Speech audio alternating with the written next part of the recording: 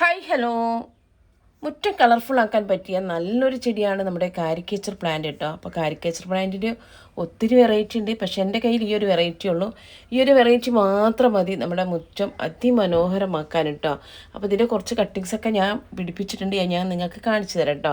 അപ്പോൾ എൻ്റെ കോളിയാസ് ചെടിയാണ് കേട്ടോ. ഇത് വലിയൊരു ചട്ടിയിലൊക്കെ ആക്കി കൊടുക്കണോ. എനിക്ക് തോന്നുന്നത് ചട്ടിക്ക് വലിപ്പമില്ലായിട്ടായിരിക്കും ചെടി ഒന്ന് ഹെൽത്തി ആവാത്തത്.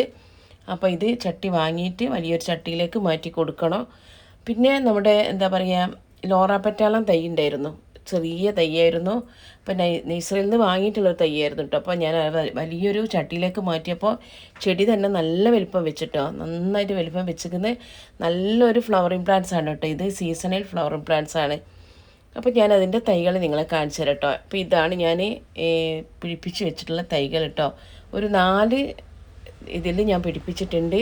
അപ്പോൾ നമുക്ക് ചെറിയൊരു കമ്പ് നട്ടു കൊടുത്താലും പിടിക്കും, പക്ഷേ പിടിപ്പിക്കാനുള്ള പോട്ടി മിക്സ് മണലും ചകിരിച്ചോറും മതി കേട്ടോ. മണലാണ് വേണ്ടിയത്. മണലില്ലെങ്കിൽ എംസാൻ ഉപയോഗിച്ചിട്ട് നമുക്ക് പിടിപ്പിക്കാൻ പറ്റുന്ന കേട്ടോ. അപ്പോൾ നല്ല രീതിയിൽ റൂട്ടായിട്ടുള്ള നല്ല വേരൊക്കെ വരും കേട്ടോ. കണ്ടോ, ഇതിലൊക്കെ നന്നായിട്ട് വേര് വന്നിട്ടുണ്ട്. അപ്പോൾ ഞാനിത് സെയിൽ നടത്തുന്ന സമയത്ത് നിങ്ങൾക്കൊക്കെ തരാനുള്ള പ്ലാന്റാണ് കേട്ടോ റെഡിയാക്കുന്നത്.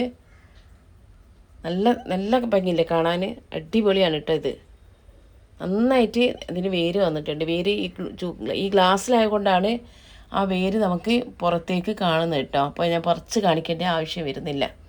അപ്പോൾ അതൊക്കെ എടുത്ത സ്ഥലത്ത് തന്നെ വെക്കട്ടെ. പിന്നെ അത് പിന്നീടേക്ക് വെക്കുമ്പോൾ അത് നമുക്കൊരു മടിയാണ്.